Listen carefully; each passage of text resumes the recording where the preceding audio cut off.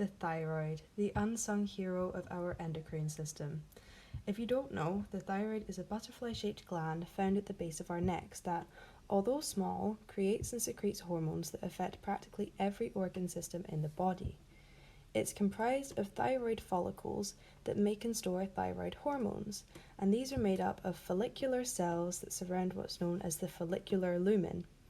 As well as this, C cells, or parafollicular cells, secrete a hormone known as calcitonin, which helps regulate calcium and phosphate levels in our blood. So, how does the thyroid actually work? It can often be really confusing to figure out what on earth is going on inside your body, especially when most of the websites that actually go into detail look like this, which I find mildly terrifying. I know it might be very difficult for an untrained eye to decipher some of my extremely sophisticated diagrams, but just bear with me. So our story starts in the hypothalamus, which is your body's smart control coordinating centre, and this detects thyroid hormone levels in the blood and releases thyrotropin-releasing hormone, TRH, into the pituitary gland. This stimulates cells in the pituitary gland to release what's known as thyroid stimulating hormone, or TSH, which sounds annoyingly similar to TRH. The thyroid stimulating hormone, or TSH, then binds to the thyroid stimulating hormone receptor, try saying that 10 times fast, TSHR, on the thyroid follicular cell, which, just to confuse matters, is also known as a thyrocyte or a thyroid epithelial cell. This then stimulates these cells to produce a hormone called thyroglobulin, TG, or as I like to think of it, thyrogoblin. Iodide, which is negative, is then taken up from circulation into the follicular cells, and the enzyme thyroid peroxidase, or TPO, uses hydrogen peroxide to oxidize iodide to iodine by taking away some of its negative energy, which in scientific terms is removing electrons. This thyroid peroxidase then binds iodine to tyrosine residues of the thyroglobulin. Tyrosine is an amino acid, which is the building block of any protein, and when two or more amino acids bond, water is removed, and what's left is known as a residue. This generates two of the most complicated names known to man, monoiodotyrosine, which is also known as MIT, and diiodotyrosine, which is known as DIT. Thyroid peroxidase also then combines the molecules of MIT and DIT to form even more complicated names, triiodothyronine, which is known as T3, and tetraiodothyronine, which is known as T4, and is also known as thyroxine, which is probably the name you've actually heard of. T3 is made up of one MIT and one DIT, whereas T4 is just two molecules of DIT. These thyroid hormones are then bound to thyroglobulin for storage in the follicular lumen. So when thyroid hormones need to be released, the iodinated thyroglobulin is taken up by the follicular cell, where it is cleaved into MIT, DIT, T3, and T4. Brutal, I know.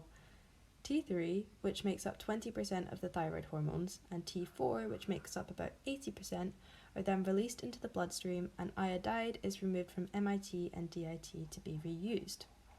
Most thyroid hormones circulate bound to transport proteins, which, if you want to know, include thyroxine-binding globulin, or TBG, transthyretin, and albumin. Only about 0.2% of the thyroid hormone is unbound and active, which is known as free T3 and 4. When the transporter protein reaches its target site, T3 and T4 can dissociate and enter cells, and once inside these cells, the thyroid hormones bind to thyroid hormone receptors, or TRs, in the nucleus, which is the brain of the cell. And this activates the genes for increasing metabolic rate, which then increases all sorts of things like heart rate, oxygen consumption, and body temperature. Whilst these receptors can bind to both T3 and T4, they have a much higher affinity for T3, which means they prefer it, and therefore T4 is relatively inactive. Deiodinases remove iodine from T4 to convert it into active T3 and also reverse T3, which is also known as RT3, which is inactive. And finally, thyroid hormones are degraded in the liver and excreted in the bile. With all this in mind, you can imagine the detrimental effect on your body when your thyroid isn't working properly, which is a condition known as thyroid disease. Thyroid disease is an umbrella term for any condition which affects the levels of thyroid hormones being produced. The two main types are hypothyroidism, where the thyroid doesn't produce enough thyroid hormones, and hyperthyroidism, where the thyroid produces too many hormones. And I know, would it have killed them to make the names a little less similar? The main cause of hypothyroidism is Hashimoto's thyroiditis, which is an autoimmune disease where your body accidentally attacks your thyroid, causing tissue destruction and thyroid dysfunction. It's characterized by the presence of autoantibodies, as I think evil antibodies, against thyroid peroxidase and often thyroglobulin and the TSH receptor, which we just saw all play a crucial role in making thyroid hormones. Iodine deficiency is the main cause of hypothyroidism in countries where iodized salt isn't readily available, as we just saw how essential iodine is for making thyroid hormones. And it's also possible to be born with congenital hypothyroidism, which is sadly one of the most common preventable causes of intellectual disability. This can arise from a number of different factors, but broadly from either a defect in the thyroid gland development, which is known as thyroid dysgenesis, or a defect in the synthesis of thyroid hormones, which is known as dyshormonogenesis. The converse of this is hyperthyroidism, where Graves' disease is the main cause. This is also an autoimmune disease, which is associated with autoantibodies against the TSH receptor. These autoantibodies bind to the TSH receptor and activate it just as TSH would.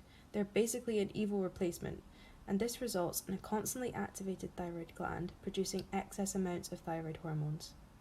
An excess amount of iodine can also cause hyperthyroidism, which usually arises from taking too many iodine supplements. That's it for this video. Thank you so much for watching, and I hope you learned a little bit about what the heck is going on in your thyroid.